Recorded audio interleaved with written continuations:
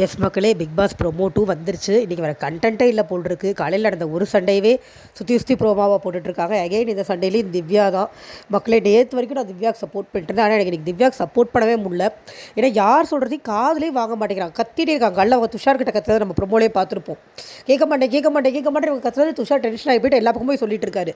இவங்க பேசுகிறது கேட்கவே மாட்டேங்கிறாங்க. பயங்கர அக்ரெசிவாக பிஹேவ் பண்ணுறாங்க. ஆக்சுவலாக ஆமாம், உண்மை, பயங்கர அக்ரெசிவாக இருக்காங்க. நான் வந்து சும்மா இருக்கணும்னு சொல்லலை, பட் பேச விட்டுட்டு பேசணும் இல்லையா?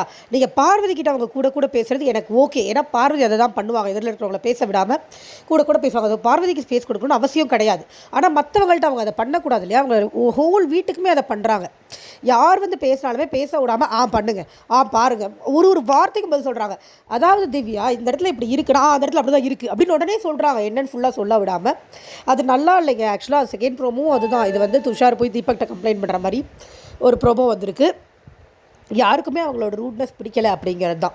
ஏன்னா தேவையானவங்கள்ட்ட காமிக்கிறது இஸ் ஃபைன், பட் எல்லாருக்கிட்டையும் காமிக்கும் போது அது வந்து இப்போ நிறைய பேர் சொல்லியிருந்தாங்க. நான் பார்த்தேன் சில இதெல்லாம் வந்து இந்த மாதிரி அவங்க எல்லாருக்கிட்டையும் ரூடாக இருந்தால் கரெக்டாக இருக்கும், பார்வையிட்ட மட்டும் இருக்காங்க அப்படின்னு சொல்லி பார்வையோட பிஆர் தான் இல்லை சம்திங் யாரும் சொல்லியிருந்தாங்க. பட் இப்போ எனக்கு எப்படி, ஏன்னா என்னை பொறுத்த வரைக்கும் எப்படி இருக்குன்னா, நீங்கள் வந்து யார் அதை பண்ணுறாங்களோ அவங்களுக்கு திருப்பி பண்ணால் போதுமானது. உங்கள்கிட்ட சாஃப்டாக வந்து பேசுகிறவங்கள்ட்ட அதை பண்ணக்கூடாது. இந்த ப்ரொமோவில் கூட நம்ம பார்த்தோன்னா, கனி போயிட்டு நீங்கள் ஏன் ரூடாக சொன்னீங்க திவ்யா, மெதுவாக சொல்லியிருக்கலாம்ல அப்படின்னு கேட்கும்போது, நான் சொல்லலை, அவங்க கெஸ்ட்டு சொன்னது தான் சொன்னேன்னு சொல்கிறாங்க. கனி ஒரு 10 தடவை சொன்னாங்க, நீங்கள் சொன்னது பிரச்சனை இல்லை, சொன்ன விதம் அப்படின்னா அது என்னோட கால் இல்லை, அது என்னோட கால் இல்லை, கெஸ்ட் சொன்னதாக சொன்னேன்.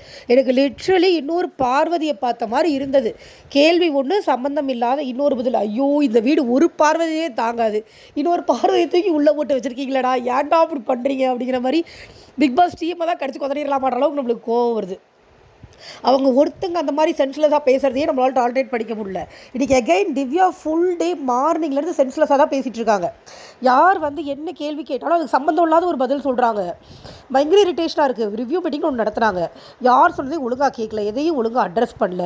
இந்த இடத்துல பார்வதி நல்லா ஸ்கோர் பண்ணுறாங்க, என்னவோ பொறுமையாக இருக்கிற மாதிரி. அவங்க போய் உட்காந்து திவ்யா அதாவது கேளுங்க அப்படின்னா கேட்க மாட்டேன், சொல்லுங்கள் அப்படின்னு சொல்லிட்டு ஒரு வார்த்தைக்கு இவங்க பதில் சொல்லி இவங்க பார்வதி இமிட்டேட் பண்ணிட்டு இருந்தாங்க. அதை மட்டும் பண்ணியிருந்தாங்கன்னா எனக்கு வெல் அண்ட் குட். பட் அவங்க எல்லாரையும் பண்ணுறது நல்லா இல்லை. துஷார் வந்து பிரச்சனை பண்ணாரா, நீங்கள் இத்தனை நாளாக என்ன கழிச்சிட்டு இருந்தால் ஏன்ட்ட மட்டும் ஒம்புக்கு வரேன்னு கேட்குறாங்க. தவறான கேள்வி. இப்போயாவது வந்தாரேன்னு சந்தோஷப்படணும். கமருதீன் கேள்வி கேட்டார்னா அவரோட பர்சனல் மேட்டர் இழுக்கிறாங்க. உடைய மாதிரியாக நான் பேசுகிறேன், அதுவும் தவறு. இன்றைக்கி பிரச்சனையை பேசுகிறோம். திவ்யா சொதப்பல்.